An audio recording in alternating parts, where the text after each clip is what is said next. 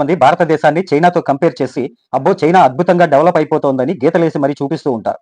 చాలా మంది నిజమే కదా అనుకుంటూ ఉంటారు. అయితే ఇప్పుడు నేను చెప్పిన ఈ మాట కూడా విని మీరు అదే మాట చెప్పడానికి మరో ప్రయత్నం చేయండి. ముందుగా భారతదేశం ప్రజాస్వామ్య దేశం. ఇక్కడ ఎన్నికల్లో ప్రతి పౌరుడికి ఓటు వేసే హక్కు, అన్యాయం జరిగితే నిలదీసే హక్కు ఉంటుంది. మన రాజ్యాంగం గొప్ప లాయరు, విద్యావేత్త అయిన డాక్టర్ బాబాసాహెబ్ అంబేద్కర్ గారి ఆధ్వర్యంలో రాయబడింది. రాష్ట్రపతి మార్గదర్శకంలో ప్రధాని చేత పాలించబడుతోంది.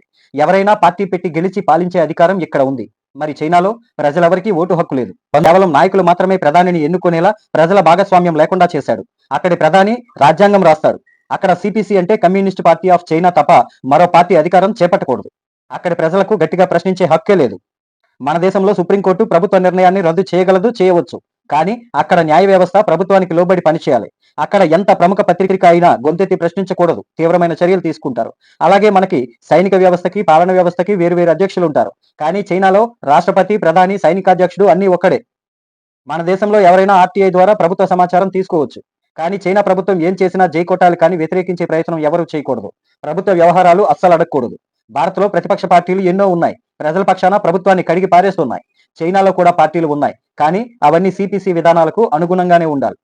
స్వతంత్రంగా పోటీ చేసే హక్కు లేదు. చైనాలో బహుళపక్ష వ్యవస్థ లేనే లేదు. కేవలం నాయకుడి ఏకపక్ష నిర్ణయం మీదే నడుస్తోంది చైనా. అలా మన దేశంలో ఉండడానికి మీరు అంగీకరిస్తారా?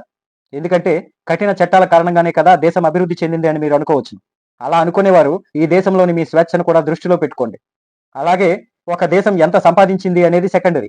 కానీ ఆ దేశం మిగతా దేశాలతో ఎంత స్నేహపూర్వకంగా ఉంది అనేదే ప్రపంచం ముందు తలెత్తుకునేలా చేస్తుంది. మీకు తెలుసా భారత్ చైనాలలో ఏది స్నేహపూర్వక దేశం అని? 2023లో 23 దేశాలలో పిఈడబ్ల్యూ రీసెర్చ్ సెంటర్ సర్వే చేస్తే అధిక శాతం మంది భారత్కి ఓట్ చేశారు. అబ్జర్వ్ రీసెర్చ్ ఫౌండేషన్ వాళ్ళ సర్వేలో 80% మంది చైనాను నమ్మలేమని అన్నారు. కారణం ఏంటో తెలుసా?